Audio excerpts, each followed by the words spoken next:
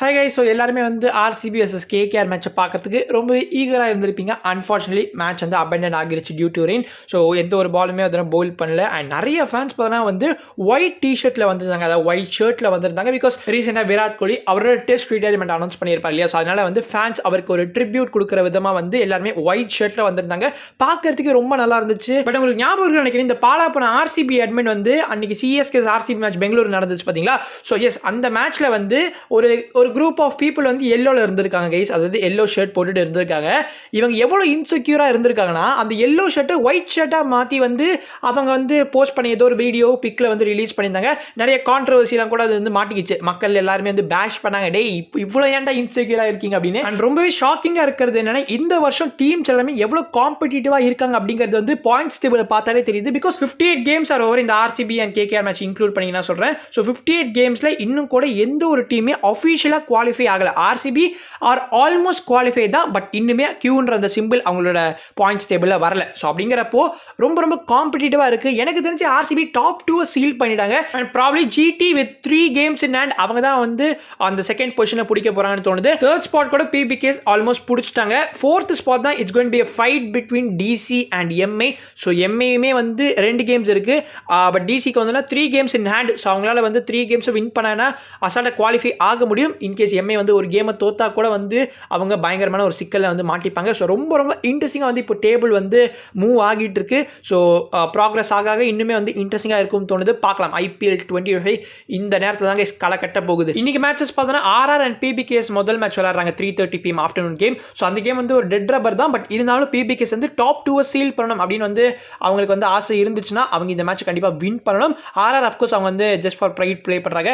Second game ரொம்ப ரொம்ப இன்ட்ரெஸ்டிங்காக இருக்க போகிறது. டிசி வெர்சஸ் ஜிடி பாயிண்ட்ஸ் டேபிளில் ஒரு மாற்றம் கண்டிப்பாக இந்த மேட்ச் மூலமா நடக்க போகுது. ஸோ இந்த சூப்பர் சண்டேல 2 மேட்சஸ் பற்றி என்ஜாய் பண்ணுங்க. அண்ட் இப்போ சிஎஸ்கே விஷயத்துக்கு நம்ம சிஎஸ்கே ஓவர்சீஸ் பிளேயர்ஸ் பற்றி லாஸ்ட் வீடியோவில் பேசியிருப்போம் இல்லையா. ஸோ அதில் வந்து என்ன சொல்லியிருப்போம்னா, கான்வே அண்ட் நேத்தன் எல்ஸ் இந்த 2 ஓவர்சீஸ் பிளேயர்ஸ் தான் இப்போ சிஎஸ்கே கேம்பை ஜாயின் பண்ணணும்னு சொல்லியிருப்போம். கான்வே இப்போ ஜாயின் பண்ணி அவர் ப்ராக்டிஸ் செஷன்லேயே வந்து ஆரம்பிச்சிட்டாரு. பட் நேத்தன் எல்ஸ் வந்து Nathan else not going to come. நான் வந்து சரியாக பார்க்காம வந்து முன்னாடி ரெக்கார்ட் பண்ணிட்டேன். பட் லேட்டராக செக் பண்ணி பார்க்குறப்ப தான் தெரிய வந்துச்சு.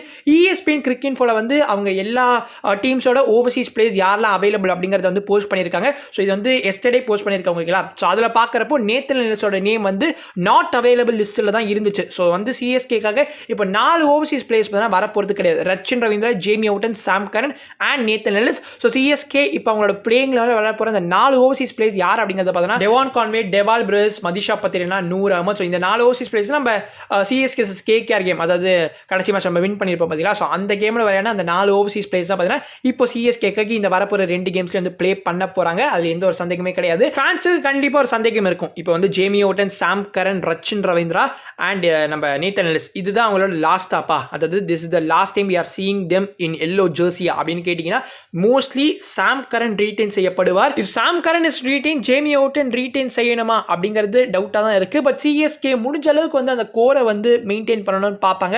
So he's a decent backup தான்.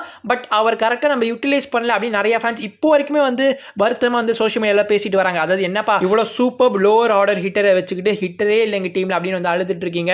அதுவும் ஒரு பவர் பிளேயில் பவுல் பண்ணக்கூடிய பிளேயரே கிடையாது. அவர் அடிலே ஸ்ட்ரைக்கர்ஸ்க்காகலாம் வந்து மிடில் ஓவர்ஸ் டெத்தில் தான் வந்து பவுல் பண்ணியிருக்காரு. அவரை கூப்பிட்டு வந்து பவர் பிளேயில் போட வச்சிங்கன்னா அவரால் எப்படி போட முடியும் அப்படின்னு வந்து இப்போ வரைக்குமே மக்கள் அவங்களோட கருத்துக்களை ஷேர் பண்ணிட்டு வராங்க. இன்கேஸ் இங்கே ஜேமியோட சரியாக யூஸ் பண்ணனா அவரை ரிலீஸ் பண்ணுறதா கரெக்டான ஒரு முடிவு.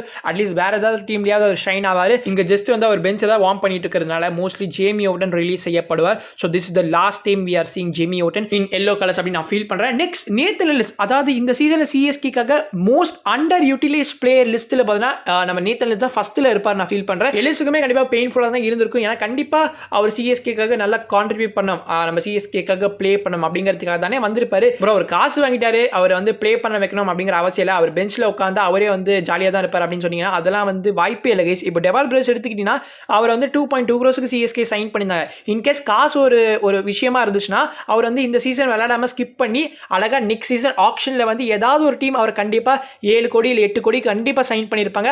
அவரும் கண்டிப்பா காசை பார்த்துருப்பாரு. ஆனால் அவர் அப்படி பண்ணாரா? இல்லை. அவர் வந்து சென்னை சூப்பர் கிங்ஸ் அப்படிங்கிற லெகசி அந்த பிரான்ச்சைஸ்க்காக நம்ம ப்ளே பண்ண போறோம் அப்படிங்கிறதுக்காக தான் வந்து அவர் உடனே வந்து இங்கே இந்தியாவில் லேண்ட் ஆகி மேட்சஸ் ப்ளே பண்ண ஆரம்பிச்சு இப்போ சிஎஸ்கே ஃபேன்ஸோட ஒரு க்ரௌட் ஃபேவரட்டாக மாறி இருக்கான்னு கண்டிப்பாக சொல்லணும். ஸோ அப்படிங்கிறப்போ நேத்தன் எல்ஸுமே கண்டிப்பாக அதை எதிர்பார்த்திருப்பாரு. அவருக்கான அந்த வாய்ப்புகளை கண்டிப்பாக சிஎஸ்கே கொடுத்துருந்தாங்கன்னா அவராலுமே டெலிவர் பண்ணியிருக்க முடியும். அதில் வந்து I am very sure. So அது வந்து கிடைக்காம போன காரணத்தால் ப்ராப்ளி நேத்தன் எல்லிஸை ரிலீஸ் பண்ணணும்னு எனக்கு தோணல. அவர் வந்து ஒரு நல்ல பேக்கப்பாக இருக்கிறதுனால I think they will retain him. So CSK most probably பார்த்தீங்கன்னா இப்போ ஜேமி ஓவர்டன் தான் ரிலீஸ் பண்ணுற மாதிரி இருக்கும். நான் just Rachin, Sam Curran, Jamie Overton, Nathan Ellis இந்த 4 ஓவர்சீஸ் பிளேஸ் ஜாயின் பண்ண போகிறது இல்லையா? ஸோ இந்த 4 ஓவர்சீஸ் பிளேஸில் யார் ரிலீஸ் செய்யப்படுவாங்க அப்படிங்கிறத நம்ம பேசியிருக்கோம். எதுக்காக இதை பேசியிருக்கு அப்படின்னு கேட்டீங்கன்னா, ரீசனாக நம்ம காசி சார் என்ன சொல்லியிருந்தாருன்னா, அதாவது நாங்கள் ஃப்ளெமிங் கிட்ட ஃபுல் பொறுப்பை கொடுத்துட்டோம். அவர் வந்து எந்த ஓவர்சீஸ் பிளேஸை கால் பேக் பண்ணணும் அப்படின்னு சொல்கிறாங்களோ அந்த ஓவர்சீஸ் பிளேஸ் தான் நாங்கள் வந்து திரும்ப கூப்பிட போகிறோம் அப்படின்னு வந்து ஒரு இடத்துல வந்து சொல்லியிருந்தாரு. ஸோ அப்படிங்கிறப்போ இப்போ என்ன மீன் பண்ண வரேன்னா, இந்த 4 ஓவர்சீஸ் பிளேஸ் நம்ம ஃப்ளெமிங் வந்து ரிஜெக்ட் பண்ணியிருக்காரு. இவங்க இப்போதைக்கு தேவையில்லப்பா அப்படின்னு வந்து ரிஜெக்ட் பண்ணியிருக்காரு. இப்போதைக்கு அதை நோட் பண்ணுங்க. இந்த 4மே வந்து ரிலீஸ் செய்யப்பட மாட்டாங்க. இந்த 4ல அட்லீஸ்ட் ஒருத்தராவது ரிலீஸ் செய்யப்படுவாங்க. அதுதான் என்னோட ஒப்பீனியனாக இருக்கு. ஸோ அந்த ஒருத்தரை தான் இப்போ நான் மென்ஷன் பண்ணி சொல்லியிருந்தேன், ஜேமி ஓவர்டன் தான் இருக்கும் அப்படின்னு. ஸோ கைஸ், நீங்க என்ன ஃபீல் பண்ணீங்க? இப்போ சிஎஸ்கேயோட கேம்பை ஜாயின் பண்ணது இந்த 4 ஓவர்சீஸ் பிளேயர்ல எந்த ஓவர்சீஸ் பிளேயர் திரும்ப நம்ம சிஎஸ்கேயோட கலர்ஸ்ல பார்க்க முடியாது? உங்களோட ஒப்பீனியன்ஸ் கண்டிப்பாக கமெண்ட்ஸ்ல மென்ஷன் பண்ணுங்க. நான் உங்களை இன்னொரு வீடியோ சந்திக்கிறேன். அது வரைக்கும் பீஷியஸ் பை.